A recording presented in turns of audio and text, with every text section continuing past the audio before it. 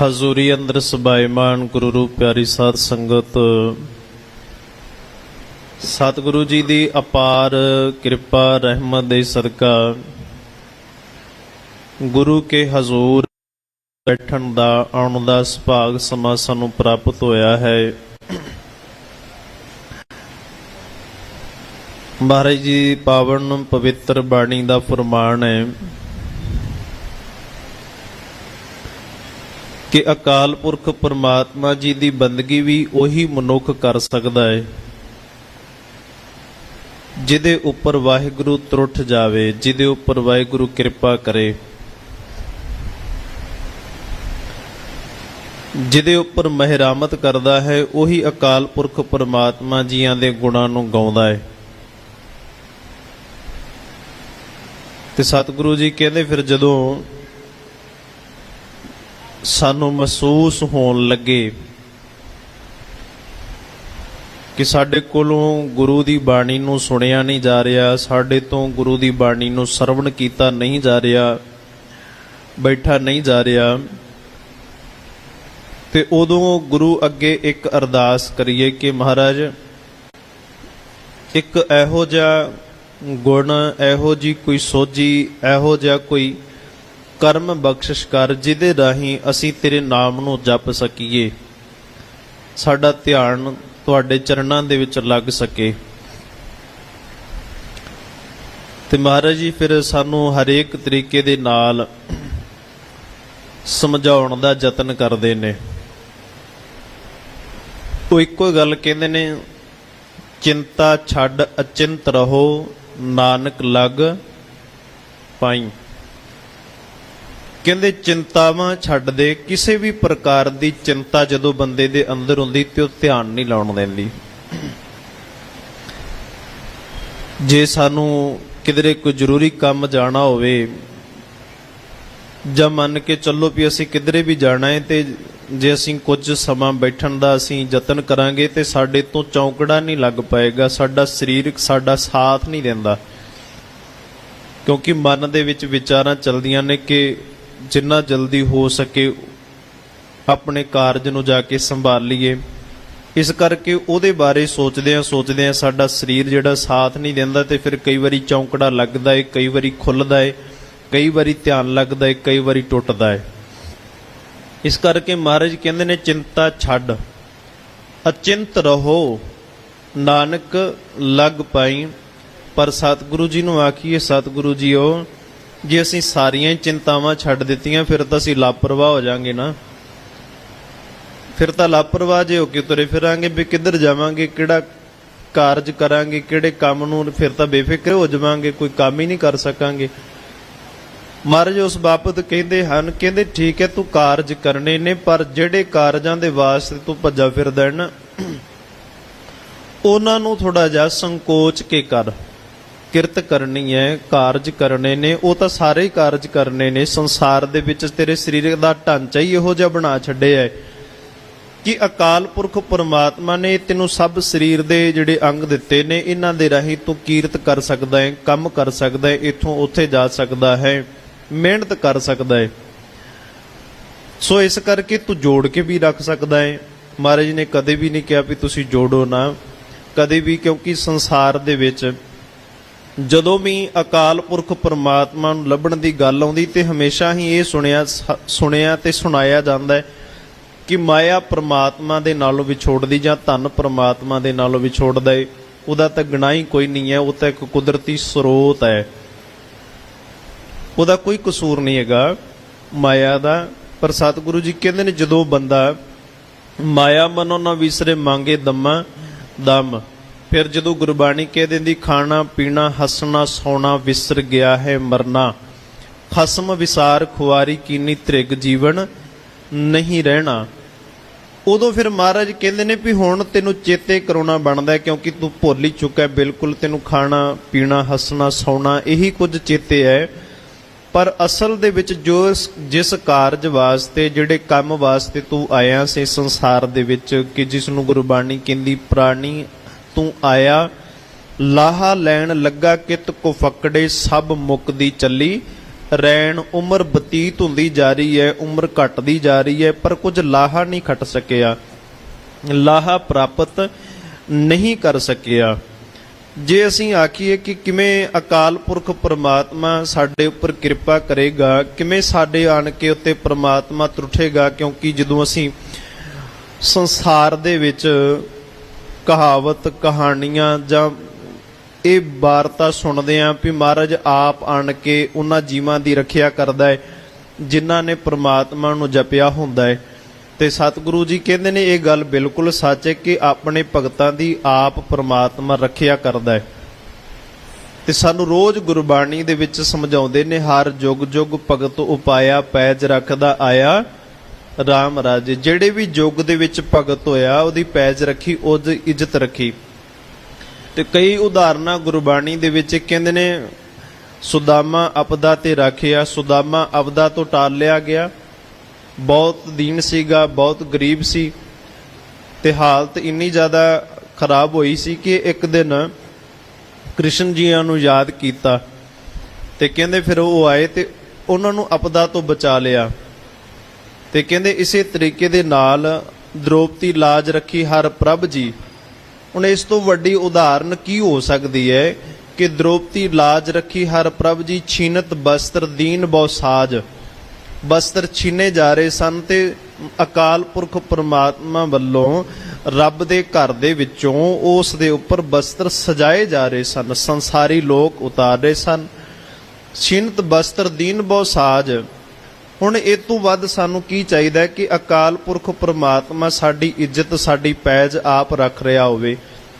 ਪਰ ਕਦੋਂ ਉਸਨੇ ਜਦੋਂ ਅਕਾਲ ਪੁਰਖ ਪ੍ਰਮਾਤਮਾ ਜੀਆਂ ਨੂੰ ਚੇਤੇ ਕਰਨਾ ਆਰੰਭ ਕਰ ਦਿੱਤਾ, ਧਿਆਨ ਦੇ ਵਿੱਚ ਰੱਖਿਆ, ਅਕਾਲ ਪੁਰਖ ਪ੍ਰਮਾਤਮਾ ਨੂੰ ਮਨ ਦੇ ਵਿੱਚ ਰੱਖਿਆ ਜਦੋਂ, ਸੋ ਇਸ ਕਰਕੇ ਸਤਿਗੁਰੂ ਜੀ ਕਹਿੰਦੇ ਨੇ ਜਦੋਂ ਚਿੰਤਾ ਛੱਡ ਦੇਵੇਂਗਾ ਨਾ, ਤੇ ਸਤਿਗੁਰੂ ਤੈਨੂੰ ਇਹ ਗੱਲ ਬਿਲਕੁਲ ਸਪਸ਼ਟ ਤੌਰ ਤੇ ਕਹਿੰਦੇ ਨੇ ਕਾਹੇ ਰੇ ਮਨ ਚਿਤਵਹਿ ਉਦਮ।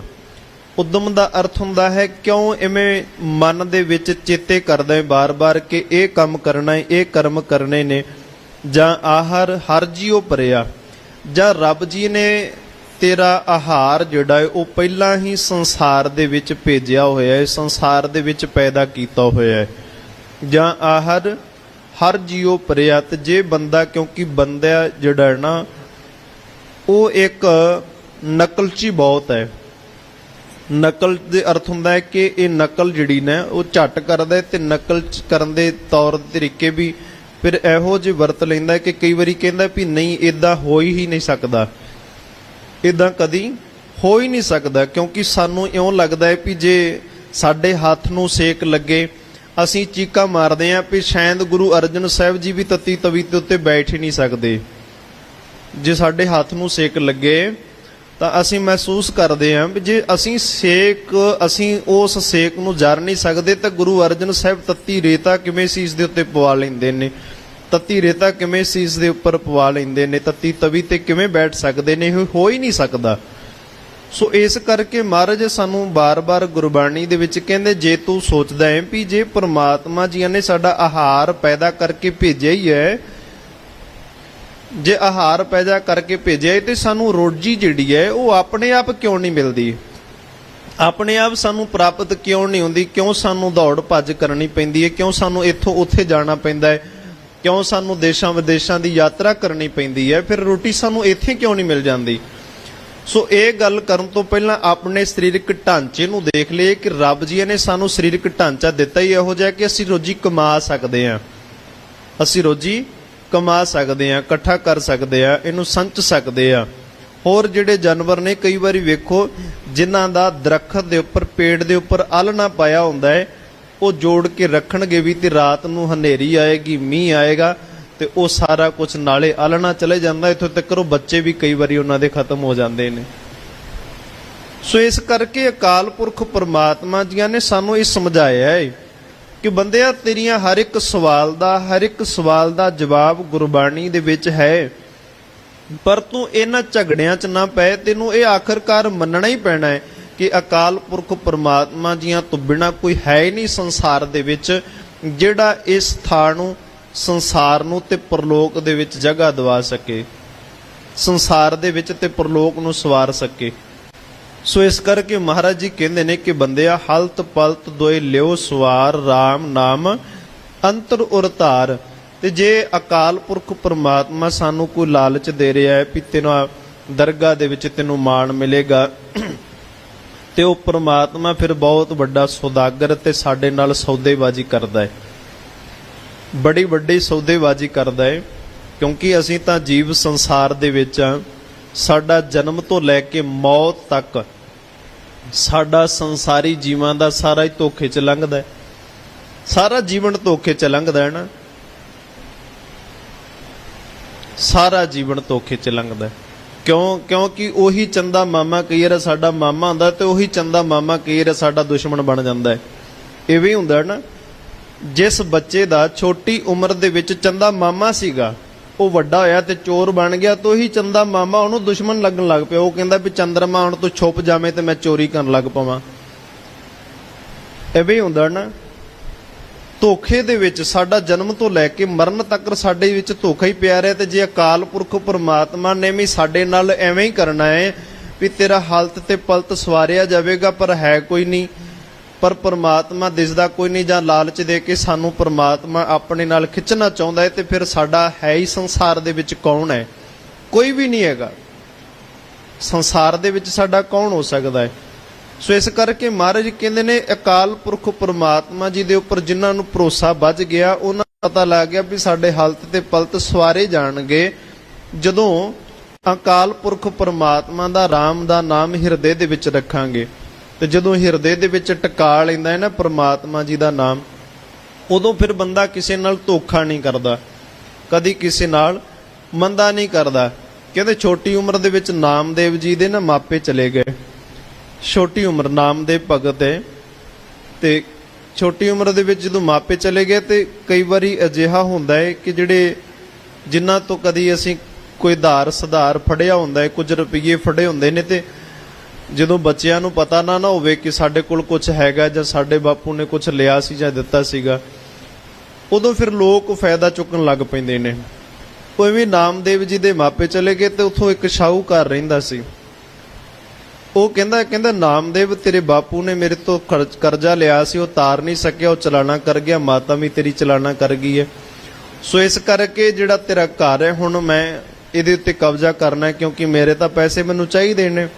ਤੇ ਨਾਮਦੇਵ ਕਹਿੰਦਾ ਲੈ ਜਾਓ, ਮੈਨੂੰ ਇਸ ਘਰ ਨਾਲ ਕੀ ਮਤਲਬ, ਤੁਹਾਡਾ ਪੂਰੀ ਪੜਨੀ ਚਾਹੀਦੀ ਹੈ। ਜਿਹੜੇ ਮੇਰੇ ਬਾਪੂ ਨੇ ਕਰਜ਼ਾ ਲਿਆ ਹੋਏਗਾ, ਇਸ ਕਰਕੇ ਉਹ ਤਾਂ ਉਤਾਰਨਾ ਹੀ ਹੈ। ਹੁਣ ਘਰ ਵੇਚ ਦਿੱਤਾ ਤੇ ਕਹਿੰਦੇ ਥੋੜੇ ਦਿਨਾਂ ਬਾਅਦ ਉਸੇ ਸ਼ਾਹੂਕਾਰ ਦੇ ਘਰ ਨੂੰ ਅੱਗ ਲੱਗ ਗਈ। ਹੁਣ ਸਾਰੇ ਜਾਣੇ ਲੋਕ ਚੀਕਾਂ ਮਾਰਦੇ ਨੇ, ਪਰ ਨਾਮਦੇਵ ਛੋਟੀ ਉਮਰ ਦੇ ਵਿੱਚ ਜਿੰਨੇ ਕੁ ਜੋਗਾ ਸੀਗਾ, ਜਿੰਨੀ ਕੁ ਉਹਦੇ ਸਰੀਰ ਦੀ ਤਾਕਤ ਸੀਗੀ, ਉਸ ਅਨੁਸਾਰ ਆਪਣੇ ਹੱਥ ਦੇ ਵਿੱਚ ਬਰਤਨ ਫੜ ਕੇ ਤੇ ਉਸ ਸ਼ਾਹੂਕਾਰ ਦੇ ਘਰ ਦੀ ਅੱਗ ਬੁਝਾਉਂਦਾ ਹੈ। ਤੋ ਸ਼ਾਹੂਕਾਰ ਵੀ ਵੇਖਦਾ ਪਿਆ, ਕਹਿੰਦਾ ਵੀ ਬੱਚੇ ਮੈਂ ਤਾਂ ਤੇਰੇ ਘਰ ਦਾ ਸਾਰਾ ਸੁੱਖ ਆਰਾਮ ਛੀਨ ਲਿਆ, ਆਪਣੇ ਆਪ ਤੇ ਲੈ ਲਿਆ, ਮੈਂ ਇਕੱਠਾ ਕਰ ਲਿਆ, ਜਦੋਂ ਕਿ ਤੇਰੇ ਬਾਪੂ ਨੇ ਕੋਈ ਵੀ ਕਰਜ਼ਾ ਮੇਰੇ ਤੋਂ ਨਹੀਂ ਲਿਆ ਸੀ, ਜੋ ਲਿਆ ਸੀ ਉਹ ਦੇ ਦਿੱਤਾ। ਇਸ ਕਰਕੇ ਮੈਂ ਤਾਂ ਤੇਰੇ ਇਸ ਅਵਸਥਾ ਨੂੰ, ਬੱਚੇ ਅਵਸਥਾ ਨੂੰ ਜਾਣਦਿਆਂ ਹੋਇਆਂ ਕਿ ਤੈਨੂੰ ਪਤਾ ਹੀ ਨਹੀਂ ਹੈ, ਤੇ ਮੈਂ ਤੇਰੇ ਤੇ ਗੱਲ ਕਵਾਂਗਾ ਤੇ ਕਬਜ਼ਾ ਕਰ ਲਵਾਂਗਾ। ਤੇਰਾ ਘਰ ਲੈਣ ਵਾਸਤੇ ਹੀ ਇਹ ਮੈਂ ਕੀ ਕਾਰੋਬਾਰ ਕੀਤਾ ਸੀਗਾ, ਬਾਕੀ ਕਰਜ਼ਾ ਤੇਰਾ ਬਾਪੂ ਦਾ ਮੇਰੇ ਕੋਲ ਕੋਈ ਨਹੀਂ ਸੀਗਾ। ਸੋ ਇਮਨੀ ਗੱਲ ਕਹਿਣ ਤੋਂ ਬਾਅਦ ਫਿਰ ਨਾਮਦੇਵ ਕਹਿੰਦਾ ਮੈਨੂੰ ਇਸ ਗੱਲ ਨਾਲ ਨਹੀਂ ਪਤਾ ਵੀ ਮੇਰੇ ਬਾਪੂ ਨੇ ਕਰਜ਼ਾ ਲਿਆ ਸੀ ਜਾਂ ਤੁਸੀਂ ਮੇਰਾ ਘਰ ਲੈ ਲਿਆ। ਮੈਨੂੰ ਤਾਂ ਇਹ ਪਤਾ ਵੀ ਰੱਬ ਜਿਹੜਾ ਹੈ ਉਹ ਰੀਝਦਾ ਕਿਵੇਂ ਹੈ। ਅਕਾਲ ਪੁਰਖ ਪਰਮਾਤਮਾ ਜਿਹੜਾ ਮੇਰਾ ਪਾਤਸ਼ਾਹ ਹੈ, ਜਿਹੜਾ ਮੇਰਾ ਵਾਹਿਗੁਰੂ ਹੈ, ਉਹ ਰੀਝਦਾ ਕਿਵੇਂ ਹੈ। ਕਹਿੰਦੇ ਬਸ ਐਵੇਂ ਹੀ ਰੀਝਦਾ ਹੈ ਕਿ ਜਦੋਂ ਅਸੀਂ ਬੁਰਿਆਂ ਦਾ ਵੀ ਭਲਾ ਕਰਨ ਲੱਗ ਪੈਂਦੇ ਹਾਂ, ਜਦੋਂ ਅਸੀਂ ਬੁਰਾ ਚਿਤਵਣ ਵਾਲੇ ਦਾ ਵੀ ਭਲਾ ਕਰਨ ਲੱਗ ਪੈਂਦੇ ਆ, ਤੇ ਫਿਰ ਪਰਮਾਤਮਾ ਸਾਡੇ ਉੱਪਰ ਖੁਸ਼ ਹੁੰਦਾ ਹੈ।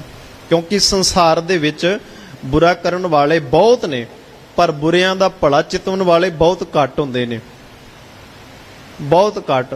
ਸੋ ਇਸ ਕਰਕੇ ਬਾਬਾ ਫਰੀਦ ਜੀ ਵੀ ਕਹਿੰਦੇ ਨੇ, ਫਰੀਦਾ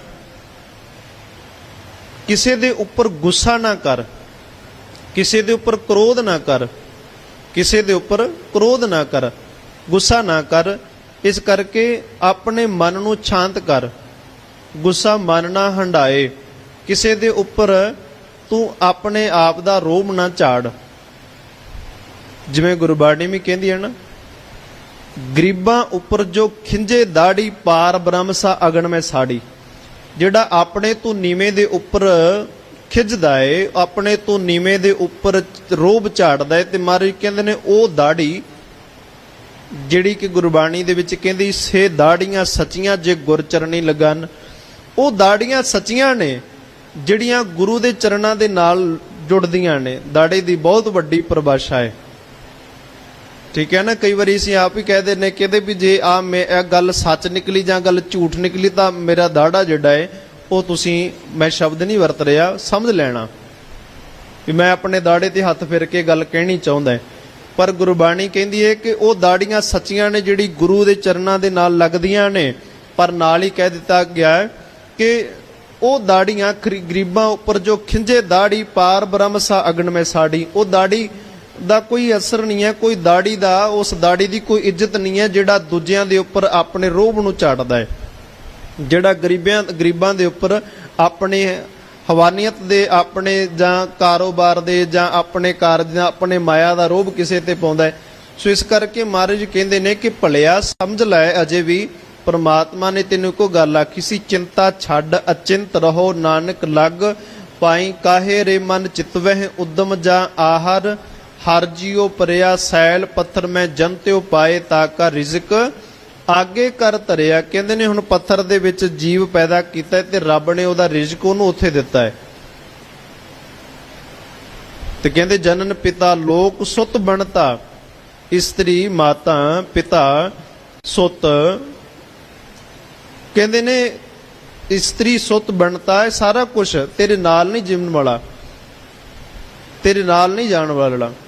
ਜਨਨ ਪਿਤਾ ਲੋਕ ਸੁਤ ਬਣਤਾ, ਕੋਈ ਨਾ ਕਿਸ ਕੀ ਧਰਿਆ ਸਿਰ ਸਿਰ ਰਿਜਕ ਸੰਭਾਹੇ ਠਾਕੁਰ ਕਾਹੇ ਮਨ ਭਉ ਕਰਿਆ। ਕਾਮਨਾ ਕਰਾਂਗੇ ਤੇ ਬਾਪੂ ਵੀ ਅਖਬਾਰ ਦੇ ਵਿੱਚ ਕਢਾ ਦਿੰਦਾ ਹੈ ਕਿ ਜ਼ਰੂਰੀ ਸੂਚਨਾ ਕਿ ਇਸ ਬੱਚੇ ਨਾਲ ਹੁਣ ਸਾਡਾ ਕੋਈ ਸਬੰਧ ਨਹੀਂ ਹੈ, ਇਹਨੂੰ ਕੋਈ ਸੁਧਾਰ ਨਾ ਦਿਓ। ਪਰਿਵਾਰ ਵਾਲੇ ਕੀਲ ਅਖਬਾਰ 'ਚ ਵੀ ਕਢਾ ਦਿੰਦੇ ਹੁੰਦੇ ਆ ਵੀ ਬੱਚਾ ਸਾਡਾ ਸਾਡੇ ਹੱਥ 'ਚੋਂ ਬਾਹਰ ਨਿਕਲ ਚੁੱਕਾ ਹੈ, ਇਸ ਕਰਕੇ ਇਹਨੂੰ ਰੁਪਈਏ ਦੇਣ ਵਾਲਾ ਬੰਦਾ ਖੁਦ ਜ਼ਿੰਮੇਵਾਰ ਹੋਏਗਾ। ਪਰ ਪਰਮਾਤਮਾ ਨੇ ਕਦੀ ਇਤਨਾ ਆਖਿਆ?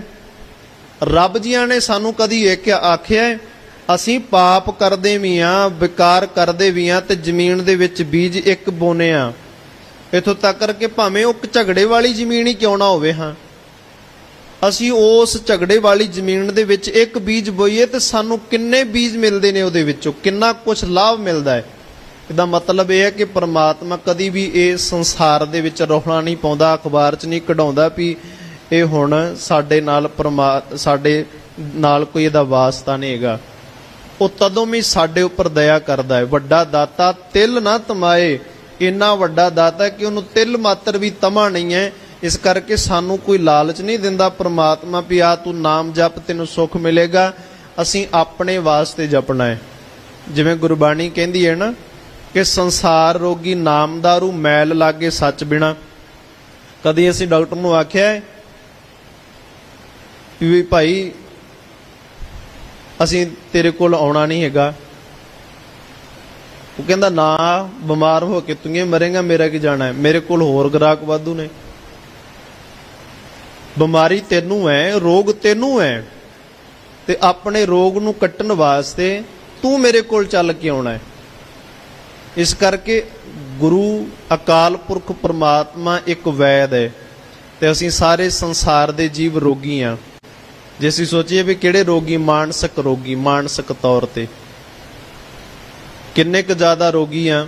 ਇੰਨੇ ਜ਼ਿਆਦਾ ਰੋਗੀ ਆ ਕਿ ਅਸੀਂ ਜਿਸ ਬੱਚੇ ਨੂੰ ਘਰ ਦੇ ਵਿੱਚ ਲੈ ਕੇ ਆਉਣਾ ਹੈ ਉਸ ਬੱਚੇ ਨੂੰ ਇੱਥੋਂ ਤੱਕ ਵੀ ਕਹਿ ਦਿੰਦੇ ਆ ਵੀ ਅਸੀਂ ਇਸ ਬੱਚੇ ਨੂੰ ਆਪਣੇ ਘਰ ਦੇ ਵਿੱਚ ਵਸੇਬਾ ਤਾਂ ਦੇਵਾਂਗੇ ਜੇ ਉਹ ਪਿੱਛੋਂ ਦਹੇਜ ਕੋਈ ਕਾਫੀ ਚੰਗਾ ਲੈ ਕੇ ਆਏਗਾ ਤਾਂ।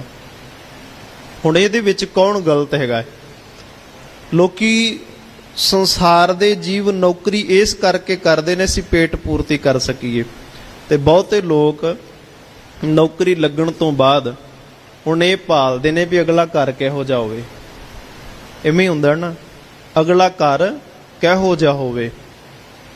ਸੋ ਉੱਥੋਂ ਸਾਡੀ ਵਿਚਾਰਧਾਰਾ ਪੜ੍ਹੀ ਜਾ ਸਕਦੀ ਕਿ ਅਸੀਂ ਕਿੰਨੇ ਜ਼ਿਆਦਾ ਵਿਕਾਰੀ ਹੈਗੇ ਆ, ਕਿੰਨੇ ਜ਼ਿਆਦਾ ਮਨ ਦੇ ਵਿੱਚ ਮਲੀਨਤਾ ਭਰੀ ਹੋਈ ਹੈ ਕਿ ਅਸੀਂ ਆਪਣੇ ਘਰ ਦੇ ਵਿੱਚ ਆਉਣ ਵਾਲੇ ਦੂਜੇ ਜੀਵ ਨੂੰ ਵੀ ਇਸ ਕਰਕੇ ਘਰ ਦੇ ਵਿੱਚ ਪਨਾਹ ਦਿੰਨੇ ਆ। ਪਨਾਹ ਹੀ ਹੈ ਇੱਕ, ਹੋਰ ਗੱਲ ਕੋਈ ਨਹੀਂ। ਇੱਕ ਪਨਾਹ ਹੀ ਤਾਂ ਹੈਗਾ ਨਾ ਵੀ ਸਾਡੇ ਘਰ ਦੇ ਵਿੱਚ ਜਿਹੜਾ ਆ ਰਿਹਾ ਹੈ, ਕੋਈ ਨਵਾਂ ਜੀਵ ਆ ਰਿਹਾ ਹੈ, ਉਹਨੂੰ ਘਰ ਦੇ ਵਿੱਚ ਪ੍ਰਵੇਸ਼ ਤਾਂ ਹੈ ਕਿ ਜੇ ਉਹ ਘਰ ਦੇ ਵਿੱਚ ਕੁਝ ਲੈ ਕੇ ਆਵੇ। ਨਹੀਂ ਲੈ ਕੇ ਆਵੇਗਾ ਤੇ 4 ਸਾਲਾਂ ਬਾਅਦ ਸਾਡੇ ਮੁੱਖ ਮੰਡਲ ਦੇ ਵਿੱਚੋਂ ਜਿਹੜੀਆਂ ਕੁਝ ਸਮੇਂ ਪਹਿਲਾਂ ਗੱਲਾਂ ਸੀ ਨਾ, ਜਦੋਂ ਅਸੀਂ ਰਿਸ਼ਤਾ ਜੋੜ ਰਹੇ ਸੀਗੇ, ਉਹ ਸਮੇਂ ਸਾਡੇ ਮੁੱਖ ਮੰਡਲ ਦੇ ਵਿੱਚ ਇਹ ਸੀਗੀਆਂ ਕਿ ਨਹੀਂ, ਸਾਨੂੰ ਕੁਝ ਨਹੀਂ ਚਾਹੀਦਾ, ਅਸੀਂ ਕੁਝ ਨਹੀਂ ਮੰਗਦੇ। ਪਰ ਉਹੀ ਮੁਖੜਾ ਜਿਹੜਾ ਹੈ ਨਾ 4 ਸਾਲਾਂ ਬਾਅਦ ਬਦਲ ਜਾਂਦਾ ਹੈ। ਉਹੀ ਕਹਿਣ ਲੱਗ ਪੈਂਦੇ ਨੇ, ਕਹਿੰਦੇ ਕੁਝ ਲੈ ਕੇ ਨਹੀਂ ਆਏ, ਕੁਝ ਪਿੱਛੋਂ ਲੈ ਕੇ ਨਹੀਂ ਆਂਦਾ। ਮਾਪਿਆਂ ਨੂੰ ਤਾਨੇ, ਮਾਪਿਆਂ ਨੂੰ ਮਿਹਣੇ, ਉਸ ਬੱਚੇ ਨੂੰ ਜਿਹੜਾ ਸਾਡੇ ਘਰ ਦੇ ਵਿੱਚ ਆਇਆ ਉਹਨਾਂ ਨੂੰ ਬੁਰਾ ਬੋਲਣ ਲੱਗ ਪੈਂਦੇ ਆ।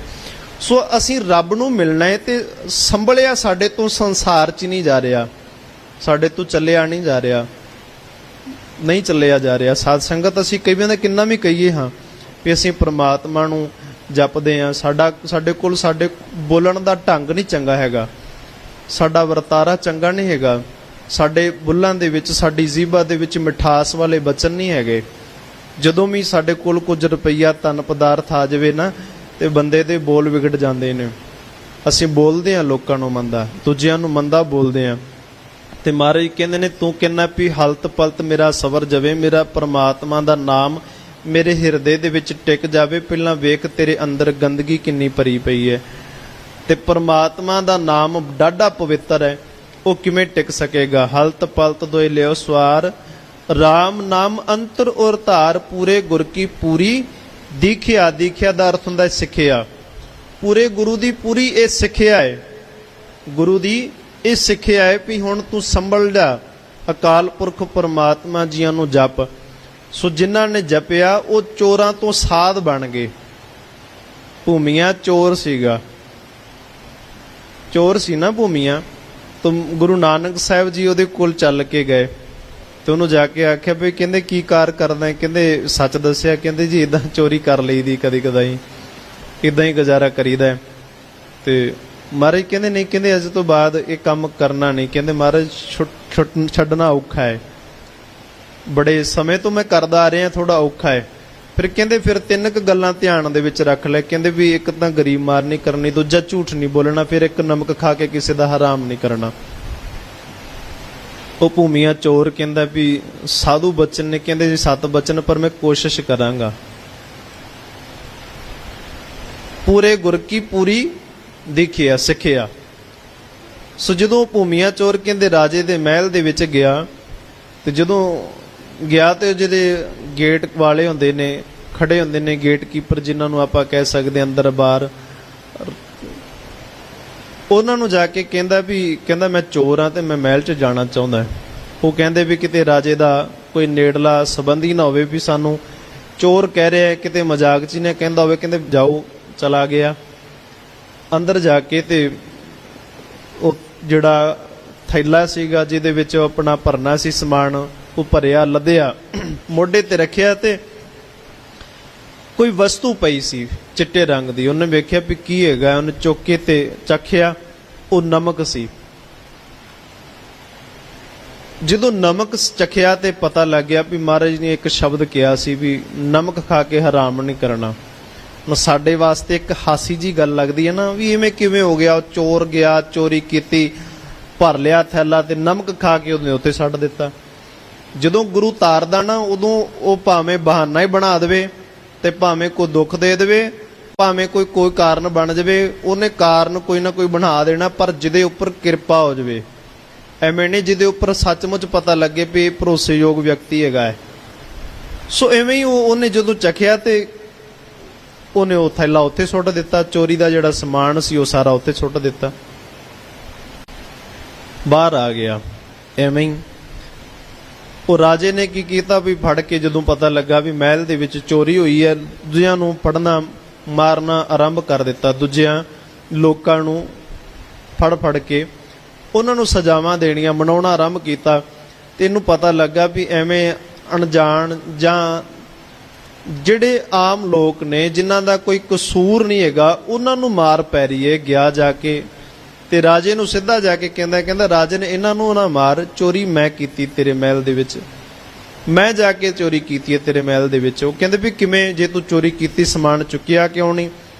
ਕਹਿੰਦੇ ਵੀ ਮੈਨੂੰ ਕੁਝ ਸਾਧੂ ਮਿਲਿਆ ਸੀ, ਵੀ ਉਸ ਸਾਧੂ ਨੇ ਮੈਨੂੰ ਇਹ ਸਿੱਖਿਆ ਦਿੱਤੀ ਹੈ ਵੀ ਚੋਰੀ ਨਹੀਂ ਕਰਨੀ, ਤੇ ਮੈਂ ਕਿਹਾ ਵੀ ਛੱਡ ਨਹੀਂ ਸਕਦਾ। ਉਹਨਾਂ ਨੇ ਮੈਨੂੰ 3 ਗੱਲਾਂ ਦੱਸੀਆਂ ਸੀਗੀਆਂ ਵੀ ਝੂਠ ਨਹੀਂ ਬੋਲਣਾ, ਨਮਕ ਖਾ ਕੇ ਹਰਾਮ ਨਹੀਂ ਕਰਨਾ, ਤੇ ਗਰੀਬ ਮਾਰ ਨਹੀਂ ਕਰਨੀ। ਫਿਰ ਉਹੀ ਜਿਹੜਾ ਰਾਜੇ ਦੇ ਮਹਿਲ ਦੇ ਵਿੱਚ ਚੋਰੀ ਕਰਦਾ ਸੀ, ਉਹੀ ਰਾਜੇ ਦੇ ਮਹਿਲ ਦੇ ਵਿੱਚ ਨੌਕਰੀ ਕਰਦਾ ਹੋਣਾ। ਕਹਿੰਦੇ ਤੂੰ ਭਰੋਸੇਯੋਗ ਵਿਅਕਤੀ ਹੈ, ਤੇਰੇ ਉੱਪਰ ਭਰੋਸਾ ਕੀਤਾ ਜਾ ਸਕਦਾ ਹੈ। ਸੋ ਅਸਲ ਦੇ ਵਿੱਚ ਹੁਣ ਜਿਹੜਾ ਸੱਜਣ ਠੱਗ ਹੈ ਉਹ ਕਿੰਨਾ ਲੋਕਾਂ ਨੂੰ ਮਾਰਦਾ ਹੈ, ਪਰ ਉਹੀ ਸੱਜਣ ਠੱਗ ਦੇ ਬਾਬਤ ਗੁਰਬਾਣੀ ਦੇ ਵਿੱਚ ਸ਼ਬਦ ਹੈ। ਗੁਰੂ ਨਾਨਕ ਸਾਹਿਬ ਜੀ ਨੇ ਉਹਨਾਂ ਨੂੰ ਤਾਰ ਦਿੱਤਾ ਸਿੱਖਿਆ ਦੇ ਨਾਲ। ਜਦੋਂ ਸਿੱਖਿਆ ਗੁਰੂ ਦੀ ਮਿਲੀ, ਪੂਰੇ ਗੁਰੂ ਦੀ ਸਿੱਖਿਆ ਦੇ ਉੱਪਰ ਚੱਲੇ ਫਿਰ ਉਹ। ਸੋ ਇਸ ਕਰਕੇ ਅੱਜ ਸਾਡੇ ਕੋਲ ਗੁਰੂ ਦੀਆਂ ਸਿੱਖਿਆਵਾਂ ਕਿੰਨੀਆਂ ਨੇ, ਹਰ ਵਕਤ ਹਰ ਵੇਲੇ ਸਾਨੂੰ ਗੁਰੂ ਸਿੱਖਿਆ ਦਿੰਦਾ ਹੈ। ਮਹਾਰਾਜ ਕਹਿੰਦੇ ਨੇ, ਕਹਿੰਦੇ ਬੁਰਿਆਂ ਦੀ ਸੰਗਤ ਕਰਦਾ ਹੈ, ਕਹਿੰਦੇ ਹਾਲਤ ਪਤਾ ਕਿਵੇਂ ਦੀ ਹੋ ਜਾਏਗੀ। ਕਹਿੰਦੇ ਜਿਵੇਂ ਬੇਰੀ ਦੇ ਦਰਖਤ ਦੇ ਲਾਗੇ ਕੇਲੇ ਦਾ ਦਰਖਤ ਖੜਾ ਹੋਵੇ, ਕੇਲੇ ਦਾ ਪੇੜ ਖੜਾ ਹੋਵੇ। ਮਹਾਰਾਜ ਕਿਵੇਂ? ਕਬੀਰ ਸਾਹਿਬ ਜੀ ਕਹਿੰਦੇ ਨੇ ਸਾਕਤ ਦੀ ਸੰਗਤ ਇਹੋ ਜੀ ਹੈ ਜਿਵੇਂ ਕੇਲੇ ਦੇ ਦਰਖਤ ਦੇ ਲਾਗੇ ਬੇਰੀ ਦਾ ਪੇੜ ਹੋ ਗਿਆ ਹੋਵੇ। ਹੁਣ ਹੈ ਦੋਵੇਂ ਦਰਖਤ ਹੈ, ਉਹ ਵੀ ਪੇੜ ਹੈ, ਉਹ ਵੀ ਪੇੜ ਹੈ, ਪਰ ਕਹਿੰਦੇ ਇੱਕ ਨੂੰ ਕੰਡੇ ਨੇ, ਭਾਵੇਂ ਕਿ ਫਲ ਉਹਨੂੰ ਵੀ ਲੱਗਦੇ ਨੇ, ਇੱਕ ਨੂੰ ਕੰਡੇ ਲੱਗੇ ਨੇ ਤੇ ਇੱਕ ਦੇ ਪੱਤੇ ਬੜੇ ਨਾਜ਼ੁਕ ਨੇ। ਤੇ ਕਹਿੰਦੇ ਹਵਾ ਚੱਲੀ, ਹਵਾ ਚੱਲਣ ਦੇ ਨਾਲ ਉਹ ਦੋਵੇਂ ਝੂਲੇ ਜਦੋਂ, ਤੇ ਕਹਿੰਦੇ ਨੇ ਜਿਹੜੇ ਕੇਲੇ ਦੇ ਪੱਤੇ ਸੀ ਨਾ ਉਹ ਚੀਰੇ ਗਏ। ਉਹ ਝੂਲੇ ਉਹ ਚੀਰੀਏ ਸਾਕਤ ਸੰਗਣਾ ਹੇਰ। ਤੇ ਸਾਕਤ ਦੀ ਸੰਗਤ ਗੁਰਬਾਣੀ ਕਹਿੰਦੀ ਕਬੀਰ ਸਾਕਤ ਐਸਾ ਹੈ ਜੈਸੀ ਲਸਣ ਕੀ ਖਾਣ, ਜਿਵੇਂ ਲਸਣ ਦੀ ਗੰਢੀ ਖਾ ਲਈ ਨਾ, ਸਾਕਤ ਬੰਦੇ ਦੀ ਸੰਗਤ ਇਹੋ ਜੀ ਹੈ। ਕੋਨੇ ਬੈਠੇ ਖਾਈਏ, ਖਾਵੇਂਗਾ ਤੂੰ ਓਲੇ ਬੈਠ ਕੇ, ਪ੍ਰਗਟ ਹੋਏ ਨਿਦਾਨ। ਜਿਉਂ ਜਿਉਂ ਬੋਲੇਗਾ ਉਹਦੀ ਵਾਸ਼ਨਾ, ਉਹਦੀ ਸੁਗੰਧੀ ਤੇਰੇ ਮੂੰਹ ਚ ਆਏਗੀ।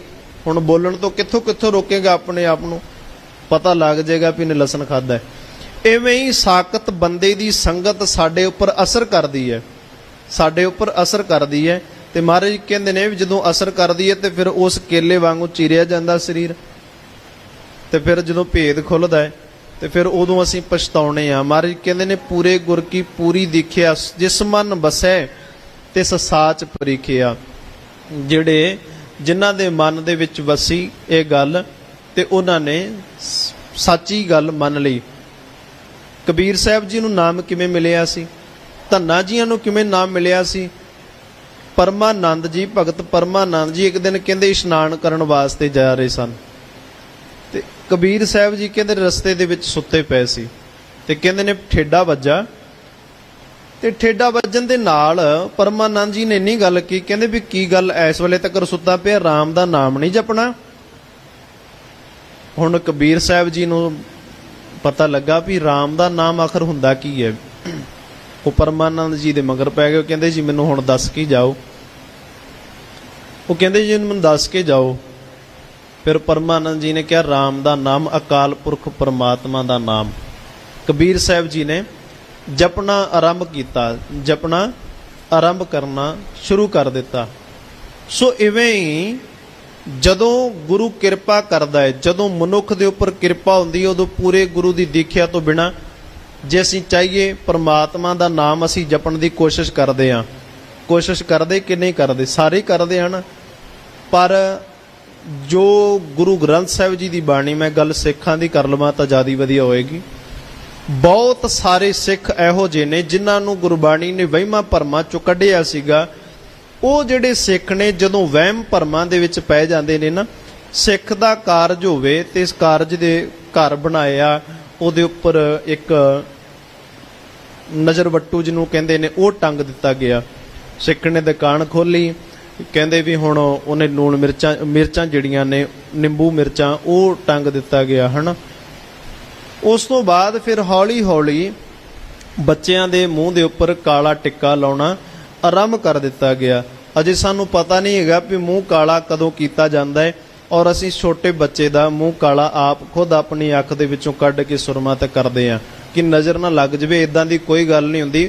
ਸੋਚ ਤਾਂ ਲੋ ਭੈੜਿਓ, ਉਹ ਮੂੰਹ ਕਾਲਾ ਕਿਹਦਾ ਕੀਤਾ ਜਾਂਦਾ ਹੈ? ਅਸੀਂ ਬੱਚੇ ਨੇ ਜਿਹਨੇ ਗੁਨਾਹ ਹੀ ਕੋਈ ਨਹੀਂ ਕੀਤਾ ਉਹਦਾ ਮੂੰਹ ਕਾਲਾ ਕਰ ਦਿੰਨੇ ਆ। ਸੋਚੋ ਮੂੰਹ ਕਾਲਾ ਕਿਹਦਾ ਕੀਤਾ ਜਾਂਦਾ? ਜਿਹਨੇ ਬਹੁਤ ਵੱਡਾ ਅਪਰਾਧ ਕੀਤਾ ਹੋਵੇ ਤਾਂ ਅਸੀਂ ਬੱਚੇ ਦਾ ਮੂੰਹ ਕਾਲਾ ਕਰਦੇ ਆ।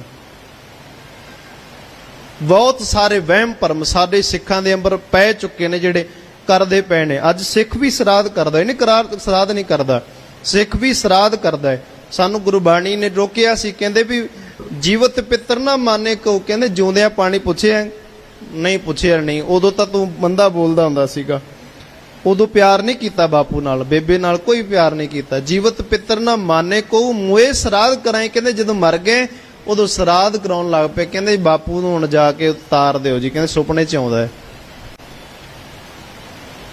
ਕਿਉਂ ਸਰਾਧ ਕਰਾ ਰਹੇ ਆ? ਕਹਿੰਦੇ ਸੁਪਨਾ ਆਇਆ ਸੀ, ਕਹਿੰਦੇ ਬਾਪੂ ਸੂਟ ਮੰਗਦਾ ਸੀ, ਹੈ ਬਾਪੂ ਜੀ ਭੋਜਨ ਮੰਗਦੇ ਸੀਗੇ। ਤੁਸੀਂ ਆਪ ਸਿਆਣੇ ਹੋ, ਇਹ ਚੀਜ਼ਾਂ ਸਰੀਰ ਦੀ ਲਈ ਹੈ ਕਿ ਆਤਮਾ ਦੀ ਲਈ ਹੈ? ਚੱਪਲਾਂ ਸਰੀਰ ਲਈ ਨੇ ਕਿ ਆਤਮਾ ਦੇ ਲਈ ਨੇ? ਆਤਮਾ ਦੀ ਕੀ ਪਾਇਆ ਕੋਈ ਚੱਪਲਾਂ ਪਹਿਨ ਸਕੇ? ਜੇ ਆਤਮਾ ਦਿਸਦੀ ਨਹੀਂ ਹੈ ਤੇ ਫਿਰ ਉਹ ਕੱਪੜੇ ਕਿੱਥੇ ਪਾਵੇਗੀ? ਇਸ ਕਰਕੇ ਬਹੁਤ ਸਾਰੇ ਵਹਿਮ ਭਰਮ ਜਿਹੜੇ ਅਸੀਂ ਪਾਲੇ ਹੋਏ ਨੇ ਉਹ ਗੁਰਬਾਣੀ ਦੇ ਨਾਲ ਮੇਲ ਨਹੀਂ ਖਾਂਦੇ। ਜੀਵਤ ਪਿੱਤਰ ਨਾ ਮਾਨੇ ਕੋ ਮੋਏ ਸਰਾਧ ਕਰਾਈ, ਪੂਰੇ ਗੁਰ ਕੀ ਝਗਰਤ ਪਾਪ। ਉਹਨਾਂ ਨਾਲ ਝਗੜਾ ਕਰੀਏ ਤੇ ਪਾਪ ਲੱਗਦਾ ਹੈ। ਬੰਦਾ ਕਹਿੰਦਾ ਮੈਂ ਪੁੰਨ ਕਰਨਾ ਹੈ, ਮਾਪਿਆਂ ਨਾਲ ਝਗੜ ਕੇ ਪਾਪ ਖੱਟ ਲਿਆ, ਹੁਣ ਤੀਰਥਾਂ ਤੇ ਇਸ਼ਨਾਨ ਕਰਦਾ ਹੈ, ਹੁਣ ਤੀਰਥਾਂ ਤੇ ਯਾਤਰਾ ਕਰਦਾ ਹੈ। ਤਿੰਨ ਸਿਉ ਝਗਰਤ ਪਾਪ। ਹੋਰ ਗੁਰੂ ਦੀ ਕਿਹੜੀ ਸਿੱਖਿਆ ਹੈ? ਇੱਕ ਹੋਰ ਗੁਰੂ ਦੀ ਸਿੱਖਿਆ ਹੈਗੀ ਹੈ, ਉਹ ਸਿੱਖਿਆ ਹੈਗੀ ਹੈ ਜਿਤ ਪੀਤੇ ਮਤ ਦੂਰ ਹੋਏ, ਬਰਲ ਪਵੇ ਵਿੱਚ ਆਏ, ਆਪਣਾ ਪਰਾਇਆ ਨਾ ਪਛਾਣੀ, ਖਸਮੋ ਧੱਕੇ ਖਾਏ, ਝੂਠਾ ਮਦ ਮੂਲ ਨਾ ਪੀਚਈ, ਜੇਕਾ ਪਾਰ ਵਸਾਏ। ਮਦ ਮੂਲ ਦਾ ਪਤਾ ਕੀ? ਮਦ ਕਿਹਨੂੰ ਕਹਿੰਦੇ ਨੇ? ਦਾਰੂ ਨੂੰ, ਸ਼ਰਾਬ ਨੂੰ। ਕਹਿੰਦੇ ਜਿਸ ਨੂੰ ਪੀਣ ਦੇ ਨਾਲ ਮਤ ਦੂਰ ਹੋ ਜਾਂਦੀ ਹੈ। ਬਰਲ ਪਵੇ ਵਿੱਚ ਆਏ, ਆਪਣਾ ਪਰਾਇਆ ਨਾ ਪਛਾਣੀ। ਆਪਣਾ ਪਰਾਏ ਦੀ ਪਛਾਣ ਨਹੀਂ ਹੁੰਦੀ, ਫਿਰ ਬੰਦਾ ਕੁਝ ਵੀ ਬੋਲ ਦਿੰਦਾ ਹੈ। ਤੇ ਉਹੀ ਬੰਦਾ ਕਹਿ ਰਿਹਾ ਹੁੰਦਾ ਕਿ ਮੈਂ ਸਿੱਖ ਹੈਗਾ। ਨਾ ਜੀ, ਅਸੀਂ ਤਾਂ ਕੱਟੜ ਸਿੱਖ ਹੁੰਨੇ ਆ। ਸਿੱਖ ਕਾਹਦੇ? ਤੁਸੀਂ ਤਾਂ ਗੁਰੂ ਦੀ ਪੂਰੀ ਸਿੱਖਿਆ ਹੀ ਨਹੀਂ ਚੱਲ ਸਕੇ। ਪਿੱਤਰ ਵੀ ਬੱਪਰੇ ਕਿਆ ਕਹੋ ਪਾਵੇਂ, ਕਊਆ ਕੁੱਕਰ ਖਾਈ। ਕਹਿੰਦੇ ਨੇ ਪਿੱਤਰਾਂ ਨੂੰ ਨਹੀਂ ਪਹੁੰਚਦਾ, ਉੱਤੇ ਕੁੱਤੇ ਖਾ ਜਾਂਦੇ ਨੇ, ਕੁੱਕਰ ਖਾ ਜਾਂਦੇ ਨੇ। ਫਿਰ ਹੌਲੀ ਹੌਲੀ ਕਹਿੰਦੇ ਵੀ ਚਲੋ ਕਊਆ ਕੁੱਕਰ ਤਾਂ ਨਹੀਂ ਖਾਣਾ, ਚਲੋ ਹੁਣ ਆਪਾਂ ਕੀ ਕਰਦੇ ਹਾਂ, ਪੰਡਤ ਜੀ ਨੂੰ ਸੱਦ ਲੈਂਦੇ ਹਾਂ। ਪੰਡਤ ਜੀ ਆਏ ਤੇ ਉਹਨਾਂ ਨੂੰ ਸੱਦ ਲਿਆ। ਹੁਣ ਤਾਂ ਬਾਬੇ ਵੀ ਚੱਲ ਗਏ ਤੇ ਹੌਲੀ ਹੌਲੀ ਇਹ ਨਾ ਇੱਕ ਕਥਾਵਾਂ ਜੀਆਂ ਬਣ ਜਾਂਦੀਆਂ ਨੇ। ਕਥਾਵਾਂ ਕੀ ਬਣਦੀਆਂ ਨੇ? ਕਿਸੇ ਨੂੰ ਨਾ ਕੱਲਾ ਪ੍ਰਸ਼ਾਦਾ ਛਕਾ ਕੇ ਦੇਖਿਓ ਤੁਸੀਂ। ਜੇ ਤਾਂ ਕਿਸੇ ਭਿਖਾਰੀ ਨੂੰ ਛਕਾ ਦੋਗੇ ਤਾਂ ਬਹੁਤ ਜ਼ਿਆਦਾ ਧੰਨਵਾਦ ਹੈ, ਪਰ ਕਿਸੇ ਰੱਜੇ ਪੁੱਜੇ ਬਾਬੇ ਨੂੰ ਕੱਲਾ ਪ੍ਰਸ਼ਾਦਾ ਛਕਾ ਕੇ ਵੇਖਿਓ। ਜੇ 4-5 ਜਾਣੇ ਇਕੱਠੇ ਹੋਣਗੇ ਤਾਂ ਪਤਾ ਕੀ ਕਹਿੰਦੇ? ਕਹਿੰਦੇ ਦੰਦ ਘਸਾਈ ਤਾਂ ਮਿਲੀ ਨਹੀਂ, ਰੁਪਈਏ ਨਹੀਂ ਮਿਲੇ। ਲੋਕ ਮਜ਼ਾਕ ਕਰਦੇ ਨੇ। ਭਾਵਨਾ ਦੇ ਨਾਲ ਤੁਸੀਂ ਛਕਾਇਆ, ਪਰ ਭਾਵਨਾ ਨੂੰ ਠੇਸ ਪਹੁੰਚੀ ਜਦੋਂ, ਜੇ ਤੁਹਾਡੇ ਉਹ ਸਾਹਮਣੇ ਕਹਿ ਦੇਣ ਦੰਦ ਘਸਾਈ ਨਹੀਂ ਮਿਲੀ, ਤਾਂ ਅਸੀਂ ਕਹਿ ਦਿੰਦੇ ਕਿ ਉਹ ਬਾਬੇ ਸਹੀ ਨਹੀਂ ਹੈਗੇ ਸੀਗੇ। ਅਸੀਂ ਬਾਬਿਆਂ ਨੂੰ ਛਕਾਇਆ ਲੰਗਰ, ਪਰ ਬਾਪੂ ਨੂੰ ਨਹੀਂ ਛਕਾਇਆ। ਬਾਪੂ ਨੂੰ ਨਹੀਂ ਛਕਾਇਆ। ਗੁਰੂ ਦੀ ਸਿੱਖਿਆ ਚਾਹੀਦੀ ਹੈ ਸਾਨੂੰ। ਗੁਰੂ ਸਾਨੂੰ ਸਿੱਖਿਆ ਦਿੰਦਾ ਹੈ, ਪਰ ਮਾਰੀ ਕਹਿੰਦੇ ਨੇ ਹੁਣ ਮੈਂ ਕੀ ਕਰ ਸਕਦਾ ਹੈ? ਫਰੀਦ ਜੀ ਕਹਿੰਦੇ ਨੇ ਇਹਦੇ ਵਿੱਚ ਕੋਈ ਕਰ ਕੀ ਸਕਦਾ ਹੈ? ਕਹਿੰਦੇ ਨੇ ਇਹ ਤਾਂ ਐਵੇਂ ਗੱਲ ਬਣ ਗਈ, ਸੱਚਾ ਸਤਿਗੁਰ ਕਿਆ ਕਰੇ। ਹੁਣ ਸੱਚਾ ਸਤਿਗੁਰੂ ਕੀ ਕਰ ਸਕਦਾ ਹੈ? ਹੁਣ ਤਾਂ ਸਿੱਖਿਆ ਹੀ ਦੇ ਸਕਦਾ ਨਾ, ਉਹ ਡਾਂਗ ਨਾਲ ਥੋੜੀ ਸਮਝਾ ਸਕਦਾ ਵੀ ਸਾਨੂੰ ਆਓ ਤੁਹਾਨੂੰ ਅੱਗੇ ਲਾ ਕੇ ਧਰਮ ਦੀ ਸਿੱਖਿਆ ਦਈਏ। ਧਰਮ ਮਨ ਦਾ ਪਿਆਰ ਹੈਗਾ, ਮਨ ਦਾ ਵਿਸ਼ਾ ਹੈਗਾ, ਪ੍ਰੇਮ ਦਾ ਵਿਸ਼ਾ ਹੈਗਾ, ਡਾਂਗ ਦਾ ਵਿਸ਼ਾ ਨਹੀਂ ਹੈਗਾ ਵੀ ਕਿਸੇ ਨੂੰ ਜ਼ਬਰਦਸਤੀ ਧੱਕੇ ਨਾਲ ਆਖੋ ਵੀ ਆਓ ਤੁਹਾਨੂੰ, ਜਿਵੇਂ ਅੱਜ ਆਪਾਂ ਕਰਦੇ ਹਾਂ। ਉਹ ਕਹਿੰਦੇ ਆਓ ਗੁਰਦੁਆਰਾ ਸਾਹਿਬ ਵੇਖੇ, ਕਹਿੰਦੇ ਨੇ ਜਦੋਂ ਵਿਸਾਖੀ ਪੁਰਬ ਹੈ, ਕਹਿੰਦੇ ਵੀ ਤੁਹਾਨੂੰ ਕਿਰਪਾਨਾਂ ਵੀ ਇੱਥੋਂ ਹੀ ਮਿਲਣਗੀਆਂ, ਕਕਾਰ ਜਿਹੜੇ ਨੇ ਉਹ ਇੱਥੋਂ ਹੀ ਮਿਲੇਗਾ। ਚਲੋ ਮੰਨ ਲਿਆ ਵੀ ਕਕਾਰ ਇੱਥੋਂ ਮਿਲੇਗਾ, ਪਰ ਕਕਾਰ ਤਾਂ ਸਹੀ ਦੇ ਦਿਓ। ਕਕਾਰ ਵੀ ਕਿਹੜੇ ਵਾਲੇ ਹੁੰਦੇ ਨੇ? ਜਿਸ ਕਿਰਪਾਨ ਦੇ ਉੱਪਰ ਨਟ ਡਿੱਗਾ ਹੁੰਦਾ ਨਾ, ਜਿਹੜੀ ਕਿਰਪਾਨ ਦੇ ਉੱਪਰਲਾ ਵੱਲ ਜਿਹੜਾ ਨਟ ਹੁੰਦਾ ਹੈ, ਢਿਬਰੀ ਹੁੰਦੀ ਹੈ, ਵਾਸ਼ਲ, ਉਹ ਕਿਰਪਾਨਾਂ ਦਿੱਤੀਆਂ ਹੁੰਦੀਆਂ ਨੇ ਜਿਹੜੀਆਂ ਤੁਰਦਿਆਂ ਤੁਰਦਿਆਂ ਵੀ ਖੜਕਦੀਆਂ ਨੇ, ਖੜਖੜ ਕਰਦੀਆਂ ਨੇ, ਆਵਾਜ਼ ਕਰਦੀਆਂ ਨੇ। ਜੇ ਕਕਾਰ ਦੇਣੀ ਹੈ ਘੱਟੋ ਘੱਟ ਮਹਿੰਗਾ ਹੋਵੇ, ਘੱਟੋ ਘੱਟ ਕਿਰਪਾਨ ਜਿਹੜੀ ਵਧੀਆ ਤਰੀਕੇ ਵਾਲੀ ਨਾ, ਘੱਟੋ ਘੱਟ ਨਹੀਂ ਤਾਂ 3000 ਤੋਂ ਘੱਟ ਨਹੀਂ ਆਉਂਦੀ। ਉਹ ਕਹਿੰਦੇ ਕਕਾਰ ਵੀ ਤੁਹਾਨੂੰ ਫ੍ਰੀ 'ਚ ਦੇ ਦਿੱਤੇ ਜਾਣਗੇ, ਤੁਸੀਂ ਅੰਮ੍ਰਿਤ ਛਕ ਲਓ। ਅੰਮ੍ਰਿਤ ਛਕਾਉਣਾ ਅਸੀਂ ਸਿੱਖ ਬਣਾਉਣੇ ਕੋਈ ਜ਼ਿਆਦਾ ਜ਼ਰੂਰੀ ਨਹੀਂ ਹੈਗੇ। ਸਿੱਖਿਆ ਤੇ ਤੁਰਨ ਵਾਲਾ ਜ਼ਿਆਦਾ ਜ਼ਰੂਰੀ ਨਾ, ਜਾਂ ਭੇਖ ਜ਼ਿਆਦਾ ਜ਼ਰੂਰੀ ਹੈ? ਭੇਖ ਕਿਉਂ ਜ਼ਰੂਰੀ ਨਹੀਂ ਹੈਗਾ? ਸਿੱਖਿਆ ਤੇ ਤੁਰਨ ਵਾਲਾ ਜ਼ਿਆਦਾ ਜ਼ਰੂਰੀ ਨੇ। ਫਿਰ ਅੱਜ ਜਦੋਂ ਭੇਖੀ ਅਸੀਂ ਰੱਖ ਲਏ, ਫਿਰ ਉਹਨਾਂ ਨੇ ਜਦੋਂ ਭੇਖ ਕੀਤਾ, ਅੱਜ ਸਾਨੂੰ ਅਨੇਕਾਂ ਹੀ ਗੁਰਦੁਆਰਿਆਂ ਦੇ ਵਿੱਚ ਇਹੋ ਜਿਹੀਆਂ ਘਟਨਾ ਮਿਲ ਜਾਣਗੀਆਂ। ਕਹਿੰਦੇ ਜੀ ਪਾਠ ਸਿਖਾਉਂਦੇ ਸੀਗੇ, ਘਟਨਾ ਵਾਪਰ ਗਈ।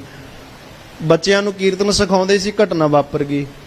ਕਿਉਂ? ਕਿਉਂਕਿ ਉਹ ਬਾਬਾ ਜੀ ਸਹੀ ਨਹੀਂ ਹੈਗੇ ਸੀ। ਕਹਿੰਦੇ ਵੀ ਕਿਉਂ? ਜਦੋਂ ਅਸੀਂ ਭੇਖੀ ਕੀਤੇ ਤਿਆਰ, ਕੋਈ ਸਿੱਖ ਤਿਆਰ ਨਹੀਂ ਸੀ ਕੀਤਾ।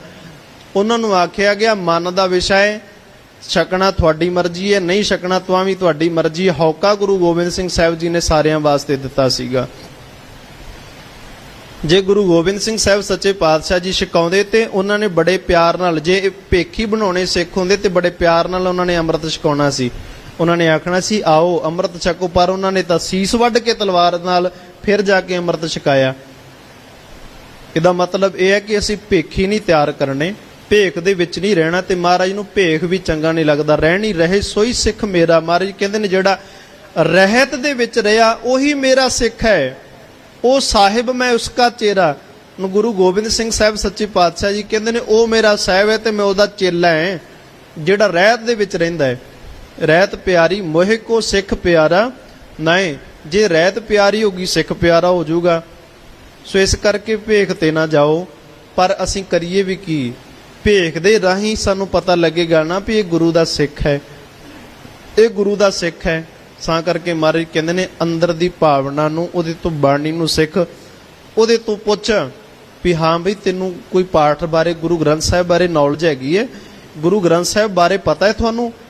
ਗੁਰੂ ਗ੍ਰੰਥ ਸਾਹਿਬ ਜੀ ਕਿੰਨੇ ਰਾਗਾਂ ਦੀ ਵਿੱਚ ਉਹਨਾਂ ਦੇ ਵਿੱਚ ਬਾਣੀ ਹੈ, ਕਿੰਨੇ ਭਗਤਾਂ ਦੀ ਬਾਣੀ ਹੈ, ਕਿੰਨੇ ਭੱਟਾਂ ਦੀ ਬਾਣੀ ਹੈ, ਕਿੰਨੇ ਗੁਰਸਿੱਖਾਂ ਦੀ ਬਾਣੀ ਹੈ, ਕਿੰਨੀਆਂ ਗੁਰਬਾਣੀ ਦੇ ਵਿੱਚ ਧੁਨਾਂ ਨੇ, ਕਿੰਨੀਆਂ ਉਹਦੇ ਵਿੱਚ ਗੁਰਬਾਣੀ ਦੇ ਵਿੱਚ। ਹੁਣ ਜਿਹੜੀ ਆਪਾਂ ਸ਼ਬਦ ਪੜ੍ਹਦੇ ਹਾਂ ਕਈ ਵਾਰੀ, ਟੁੰਡੇ ਅਸਰਾਜੇ ਕੀ ਧੁਨੀ, ਕਈਆਂ ਨੂੰ ਗੁਰਸਿੱਖਾਂ ਨੂੰ ਇਹ ਨਹੀਂ ਪਤਾ ਹੋਏਗਾ ਵੀ ਧੁਨੀਆਂ ਕਿਹਨੂੰ ਕਿਹਾ ਜਾਂਦਾ ਹੈ, ਨਹੀਂ ਪਤਾ ਹੋਏਗਾ। ਨੀਵੀਂ ਨਾ ਪਾ ਲਿਓ, ਕੋਸ਼ਿਸ਼ ਕਰਿਓ ਧਿਆਨ ਗੁਰੂ ਗ੍ਰੰਥ ਸਾਹਿਬ 'ਚ ਹੀ ਰਵੇ। ਧੁਨੀਆਂ ਨਹੀਂ ਪਤਾ ਵੀ 9 ਧੁਨੀਆਂ ਕਿੰਨੂੰ ਕਹਿੰਦੇ ਨੇ। ਜਦੋਂ ਆਪਾਂ ਪੜ੍ਹਦੇ ਨਾ ਟੁੰਡੇ ਅਸਰਾਜੇ ਕੀ ਧੁਨੀ, ਇਹ ਪਹਿਲੀ ਧੁਨੀ ਹੈ। ਜੋਧੇ ਵੀਰ ਬਾਣੇ ਪੂਰਬਣੀ ਕੀ ਧੁਨੀ, ਇਹ ਵੀ ਧੁਨੀ ਹੈ।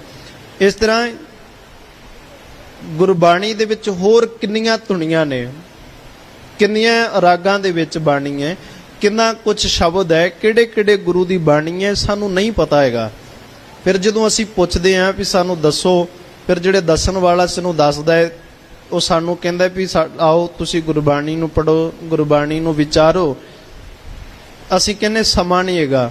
ਤੇ ਫਿਰ ਜਦੋਂ ਅਸੀਂ ਭੇਖ ਕਰਦੇ ਹਾਂ ਕਹਿੰਦੇ ਵੀ ਸਾਨੂੰ ਮਹਾਰਾਜ ਬਾਬਾ ਜੀ ਸਾਨੂੰ ਪਤਾ ਨਹੀਂ ਹੈਗਾ, ਤੁਸੀਂ ਆਪੇ ਹੀ ਸਾਨੂੰ ਦੱਸ ਦਿਓ, ਆਪੇ ਸਾਨੂੰ ਦੱਸੋ ਵੀ ਕਿਵੇਂ ਕਰਨਾ। ਜਦੋਂ ਉਹ ਦੱਸਦੇ ਨੇ ਫਿਰ ਸਾਨੂੰ ਤਦੋਂ ਵੀ ਸੁਪਨੇ ਆਉਂਦੇ ਨੇ। ਕਹਿੰਦੇ ਵੀ ਬਾਪੂ ਜਿਹੜਾ ਸਾਨੂੰ ਪਾਲਿਆ, ਜਿਹੜੇ ਬਾਪੂ ਨੇ ਸਾਨੂੰ ਛੋਟੀ ਉਮਰ ਤੋਂ ਪਾਲਿਆ, ਜਿਹੜੀ ਮਾਂ ਸਾਡੇ ਸਰੀਰਕ ਕਿਰਿਆ ਨੂੰ ਸਾਂਭਦੀ ਰਹੀ, ਸਾਡੇ ਗਿੱਲੇ ਦੇ ਉੱਤੇ ਆਪ ਸੌਂਦੀ ਰਹੀ, ਸਾਨੂੰ ਸੁੱਕੇ ਦੇ ਵਿੱਚ ਸੌਂਦੀ ਰਹੀ। ਜਦੋਂ ਮਰ ਜਾਵੇ ਮਾਤਾ ਤੇ ਉਹਦਾ ਸੁਪਨਾ ਆ ਜਾਵੇ ਤੇ ਪੁੱਤ ਨੂੰ ਹੱਥਾਂ ਪੈਰਾਂ ਦੀ ਪੈ ਜਾਂਦੀ ਹੈ। ਬਾਬਾ ਜੀ ਕਹਿੰਦੇ ਮਾਤਾ ਦਾ ਸੁਪਨਾ ਆ ਗਿਆ ਰਾਤੀ, ਕਹਿੰਦੇ ਕਰੋ ਮਸਲਾ ਹੱਲ। ਜਿਹੜੀ ਮਾਤਾ ਤੈਨੂੰ ਜਿਉਂਦਿਆਂ ਜੀ ਤੇਰਾ ਸੰਭਾਲ ਕਰਦੀ ਰਹੀ, ਭਲਿਆ ਡਰਨਾ, ਉਹ ਮਰ ਕੇ ਵੀ ਤੈਨੂੰ ਕੁਛ ਨਹੀਂ ਕਹਿੰਦੀ, ਮਰ ਕੇ ਵੀ ਤੈਨੂੰ ਕੁਛ ਨਹੀਂ ਆਖੇਗੀ। ਕਹਿੰਦੇ ਜੀ ਹੁਣ ਸਰਾਧ ਕਰਾਣੇ ਆ ਇਸ ਕਰਕੇ ਇਹ ਕੰਮ ਨਹੀਂ ਹੈਗਾ। ਦੂਜੀ ਗੱਲ, ਸਾਨੂੰ ਗੁਰਬਾਣੀ ਨੇ ਆਖਿਆ ਸੀ ਵੀ ਰੋਟੀ ਪਾਣੀ ਨਹੀਂ ਛੱਡਣਾ, ਜਿਹਨੂੰ ਆਪਾਂ ਵਰਤ ਕਹਿੰਦੇ ਆ। ਗੁਰਬਾਣੀ ਦੇ ਵਿੱਚ ਸ਼ਬਦ ਆਉਂਦਾ ਨਾ ਵਰਤਨ, ਜਿਹੜਾ ਬੰਦਾ ਵਰਤ ਰੱਖਦਾ ਹੈ। ਤੇ ਨਾ ਹੀ ਸਾਨੂੰ ਗੁਰਬਾਣੀ ਨੇ ਇਹ ਵੀ ਸਾਨੂੰ ਗੱਲ ਤੋਂ ਟੋਕਿਆ ਵੀ ਤੂੰ ਮੜੇ ਮਸਾਨ ਨਹੀਂ ਪੂਜਨੇ। ਆਪਾਂ ਪੂਜਦੇ ਆ, ਥਾਂ ਥਾਂ ਤੇ ਮੱਥਾ ਨਹੀਂ ਟੇਕਣਾ। ਆਪਾਂ ਪੂਜਿਆ ਟੇਕਿਆ, ਕਿੰਨਾ ਕੁਛ ਆਖਿਆ, ਪੂਰੇ ਗੁਰ ਕੀ ਪੂਰੀ ਦੇਖਿਆ। ਤੇ ਦੇਖਿਆ ਦੇ ਵਿੱਚੋਂ, ਸਿੱਖਿਆ ਦੇ ਵਿੱਚੋਂ ਇੱਕ ਸਿੱਖਿਆ ਇਹ ਵੀ ਸੀਗੀ ਸਿੱਖ ਵਾਸਤੇ, ਕਦੀ ਕੇਸ ਕਤਲ ਨਹੀਂ ਕਰਾਣੇ, ਕਦੀ ਕੇਸ ਜਿਹੜੇ ਨੇ ਕਤਲ ਨਹੀਂ ਕਰਾਉਣੇ, ਕੇਸ ਕਟਾਉਣੇ ਨਹੀਂ ਹਨ, ਇਹਨਾਂ ਦੀ ਸੰਭਾਲ ਕਰਨੀ ਹੈ। ਅੰਮ੍ਰਿਤ ਛਕਣਾ ਇਹ ਵੀ ਇੱਕ ਸਿੱਖਿਆ ਹੈ।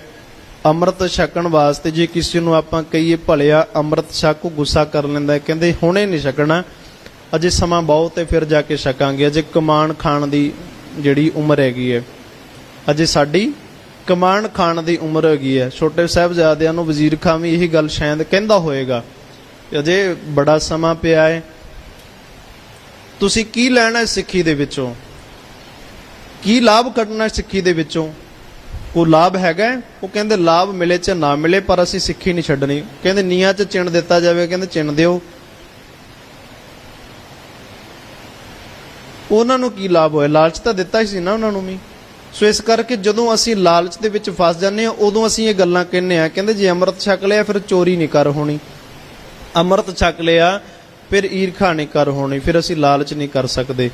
ਕਿਉਂ? ਕਿਉਂਕਿ ਅਸੀਂ ਮਿਹਨਤ ਕਰਨ ਤੋਂ ਡਰਦੇ ਹਾਂ ਤੇ ਲਾਲਚ ਕਰਨ ਤੋਂ। ਜਿਵੇਂ ਕਹਿੰਦੇ ਨਾ ਗੁਰਬਾਣੀ, ਕਹਿੰਦੇ ਨੇ ਚੰਗਿਆਈ ਆਲਕ ਕਰੇ। ਜਦੋਂ ਚੰਗਿਆਈ ਕਰਨੀ ਹੁੰਦੀ ਨਾ, ਉਦੋਂ ਆਲਸੀ ਬਣ ਜਾਂਦਾ। ਬੁਰਿਆਈ ਹੋਏ ਸ਼ੇਰ, ਜਦੋਂ ਕੋਈ ਬੁਰਾ ਕੰਮ ਕਰਨਾ ਹੋਵੇ ਨਾ, ਸ਼ੇਰ ਬਣ ਜਾਂਦਾ ਹੈ, ਯੋਧਾ ਬਣ ਜਾਂਦਾ ਵੀ ਕਹਿੰਦੇ ਚਲੋ ਹੁਣ ਦੌੜ ਕੇ ਕਰਦੇ ਆ। ਪੂਰੇ ਗੁਰ ਕੀ ਪੂਰੀ ਦੇਖਿਆ। ਕਬੀਰ ਸਾਚਾ ਸਤਿਗੁਰ ਕਿਆ ਕਰੇ, ਸੱਚਾ ਸਤਿਗੁਰ ਵੀ ਕੀ ਕਰ ਸਕਦਾ ਹੈ? ਜਿਉਂ ਸਿੱਖਾ ਮੈਂ ਚੂਕ।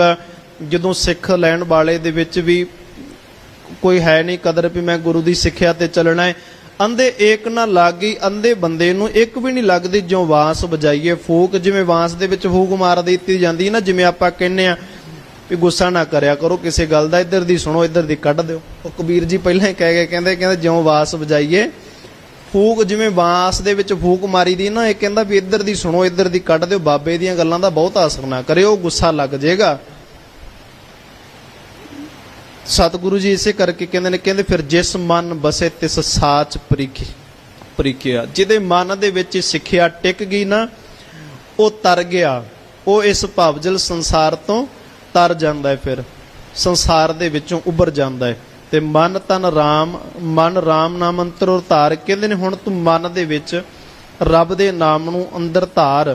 ਤੇ ਕਹਿੰਦੇ ਮਨ ਤਨ ਨਾਮ ਜਪੋ ਲਿਵ ਲਾਏ। ਮਨ ਤੇ ਤਨ ਦੋਵਾਂ ਦਾ ਇਕੱਠਿਆਂ ਦਾ ਨਾਮ ਜਪਣਾ ਚਾਹੀਦਾ ਹੈ। ਜੀਭਾਂ ਨਾਲ ਬੋਲੋ, ਕੰਨਾਂ ਨਾਲ ਸੁਣੀਏ, ਮਨ ਵੀ ਟਿਕੇਗਾ, ਮਨ ਵੀ ਲੱਗੇਗਾ। ਤੇ ਸਤਿਗੁਰੂ ਜੀ ਕਹਿੰਦੇ ਦੁੱਖ ਦਰਦ ਮਨ ਤੇ ਭਉ ਜਾਏ। ਹੋਰ ਸਾਨੂੰ ਕੀ ਚਾਹੀਦਾ ਹੈ? ਦੁੱਖ ਵੀ ਦੂਰ ਹੋ ਗਏ, ਦਰਦ ਵੀ ਦੂਰ ਹੋ ਗਏ, ਤੇ ਮਨ ਤੋਂ ਡਰ ਵੀ ਉਤਰ ਗਿਆ। ਹੁਣ ਇਸ ਤੋਂ ਵੱਡੀ ਅਵਸਥਾ ਤਾਂ ਕੋਈ ਬਣ ਹੀ ਨਹੀਂ ਸਕਦੀ ਕਿ ਮਨ ਦੇ ਵਿੱਚੋਂ ਦੁੱਖ ਵੀ ਚਲੇ ਜਾਂਦੇ ਹੋਣ, ਦਰਦ ਵੀ ਚਲੇ ਜਾਂਦੇ ਹੋਣ। ਜਿਵੇਂ ਗੁਰਬਾਣੀ ਕਹਿੰਦੀ, ਤੀਨੇ ਤਾਪ ਨਿਵਾਰਨ ਹਾਰਾ, ਦੁੱਖ ਹੰਤਾ ਸੁਖ ਰਾਸ, ਤਾਕੋ ਬਿਗਨ ਨਾ ਕੋ ਲਾਗੇ, ਜਾ ਕੀ ਪ੍ਰਭ ਆਗੇ ਅਰਦਾਸ। ਜਦੋਂ ਵਾਹਿਗੁਰੂ ਦੇ ਅੱਗੇ ਅਰਦਾਸ ਕੀਤੀ, ਮਾਰੀ ਕਹਿੰਦੇ ਸੱਚ ਵਪਾਰ ਕਰੋ ਵਪਾਰੀ। ਹੈ ਬੰਦਿਆ, ਤੂੰ ਵਪਾਰ ਕਰਨ ਵਾਸਤੇ ਆਇਆ ਸੀ, ਸੱਚਾ ਵਪਾਰ ਕਰ। ਹੁਣ ਦਰਗਾਹ ਨਿਭੇ ਖੇਪ ਤੁਮਾਰੀ, ਤੇਰੀ ਦਰਗਾਹ ਦੇ ਵਿੱਚ ਵਾਹਵਾ ਹੋਏਗੀ, ਸ਼ੋਭਾ ਹੋਏਗੀ, ਤੇਰੀ ਇੱਜ਼ਤ ਹੋਏਗੀ। ਏਕਾ ਟੇਕ ਰੱਖੋ ਮਨ ਮਾਹੇ, ਇੱਕ ਅਕਾਲ ਪੁਰਖ ਪਰਮਾਤਮਾ ਜੀ ਦੇ ਉੱਪਰ ਭਰੋਸਾ ਰੱਖੋ। ਨਾਨਕ ਬਹੁਰ ਨਾ ਆਵੇਂ ਜਾਵੇਂ, ਤੇਰਾ ਜਨਮ ਮਰਨ ਜਿਹੜਾ ਨਾ ਉਹ ਕੱਟਿਆ ਜਾਏਗਾ ਜਦੋਂ ਇੱਕ ਅਕਾਲ ਪੁਰਖ ਪਰਮਾਤਮਾ ਨੂੰ ਹਿਰਦੇ ਦੇ ਵਿੱਚ ਵਸਾ ਲੇਗਾ। ਇੱਕ ਵਾਹਿਗੁਰੂ ਦੇ ਉੱਪਰ ਭਰੋਸਾ, ਇੱਕ ਅਕਾਲ ਪੁਰਖ ਪਰਮਾਤਮਾ ਜੀ ਦੇ ਉੱਪਰ ਭਰੋਸਾ ਕਰ ਲਵੇਂਗਾ ਨਾ, ਤਦੋਂ ਇਹ ਲੋਕ ਤੇ ਪਰਲੋਕ ਤੇਰੇ ਸਵਰ ਜਾਣਗੇ। ਪਰ ਸਤਿਗੁਰੂ ਜੀ ਦੇ ਉੱਪਰ ਭਰੋਸਾ ਕਰਨ ਤੋਂ ਪਹਿਲਾਂ ਸਾਨੂੰ ਗੁਰਬਾਣੀ ਨੂੰ ਜ਼ਰੂਰ ਪੜ੍ਹਨਾ ਚਾਹੀਦਾ ਹੈ। ਸਾਧ ਸੰਗਤ ਜੀ, ਅੱਜ ਕੱਲ੍ਹ ਗੁਰਬਾਣੀ ਜਿਨ੍ਹਾਂ ਨੂੰ ਪੰਜਾਬੀ ਨਹੀਂ ਆਉਂਦੀ, ਉਹ ਹਿੰਦੀ 'ਚ ਪੜ੍ਹ ਸਕਦੇ ਨੇ। ਪੜ੍ਹਨ ਦੀ ਕੋਸ਼ਿਸ਼ ਕਰੋ, ਇੱਕ ਵਾਰ ਵਿਚਾਰਨ ਦੀ ਕੋਸ਼ਿਸ਼ ਕਰੋ। ਇਸ ਵਾਸਤੇ ਨਹੀਂ ਕਿ ਅਸੀਂ ਰੱਬ ਨੂੰ ਲੱਭਣਾ, ਇਸ ਵਾਸਤੇ ਕਿ ਅਸੀਂ ਸਵਰ ਜਾਵਾਂਗੇ। ਇੱਕ ਵਾਰੀ ਕੋਸ਼ਿਸ਼ ਕਰਨੀ ਚਾਹੀਦੀ ਹੈ। ਸਾਨੂੰ ਜਪਜੀ ਸਾਹਿਬ ਇੱਕ ਵਾਰੀ ਆਰੰਭ ਕਰੀਏ, ਸਾਨੂੰ ਪੜ੍ਹਨ ਦੀ ਕੋਸ਼ਿਸ਼ ਕਰਨੀ ਚਾਹੀਦੀ ਹੈ ਕਿ ਅਸੀਂ ਇੱਕ ਵਾਰੀ ਕਰਕੇ ਵੇਖੀਏ, ਅਰਥ ਵੇਖੀਏ ਕਿ ਮਹਾਰਾਜ ਕਹਿਣਾ ਕੀ ਚਾਹੁੰਦੇ ਨੇ। ਫਿਰ ਰੋਜ਼ ਦੀ ਇੱਕ ਪੌੜੀ ਕਰ ਲਈਏ, 2 ਪੰਕਤੀਆਂ ਕਰ ਲਈਏ, ਜਿੰਨਾ ਸਮਾਂ ਮਿਲਦਾ ਕਰਕੇ ਦੇਖੀਏ। ਕੁਝ ਤਾਂ ਮਿਲੇਗਾ ਨਾ, ਕੁਝ ਲੱਭੇਗਾ ਸਾਨੂੰ। ਜੇ ਨਾ ਲੱਭਿਆ, ਜੇ ਰੱਬ ਨਾ ਲੱਭਿਆ, ਤੇ ਘੱਟੋ ਘੱਟ ਆਪਣਾ ਆਪ ਤਾਂ ਸਵਾਰ ਲਾਂਗੇ ਨਾ, ਆਪਣਾ ਆਪ ਤਾਂ ਨਹੀਂ ਵਿਗੜਨ ਦੇਵਾਂਗੇ। ਸਤਿਗੁਰੂ ਜੀ ਕਿਰਪਾ ਕਰਨ, ਸਾਰੀਆਂ ਸੰਗਤਾਂ ਦੀਆਂ ਹਾਜ਼ਰੀਆਂ ਦਰ ਤੇ ਪ੍ਰਵਾਨ ਕਰਨ, ਸਭਨਾਂ ਨੂੰ ਦੇਹ ਰੋਗਤਾ ਦੀਆਂ ਦਾਤਾਂ, ਚੜ੍ਹਦੀ ਕਲਾ ਦਾ ਜੀਵਨ ਬਖਸ਼ਿਸ਼ ਕਰਨ। ਜੀ ਗੁਰੂ ਅੱਗੇ ਅਰਦਾਸ ਕਰੀਏ। ਮਹਾਰਾਜ ਗੁਰਾ ਇੱਕ ਦੇ ਬੁਝਾਈ, ਸਭਨਾ ਜੀਆਂ ਕਾ ਇੱਕ ਦਾਤਾ, ਸੋ ਮੈਂ ਵਿਸਰ ਨਾ ਜਾਈ। ਪਿਆਰ ਸਤਿਕਾਰ ਨਾਲ ਆਖੋ ਜੀ ਵਾਹਿਗੁਰੂ ਜੀ ਕਾ ਖਾਲਸਾ, ਵਾਹਿਗੁਰੂ ਜੀ ਕੀ ਫਤਿਹ। ਵਾਹਿਗੁਰੂ ਸਾਹਿਬ ਜੀਓ।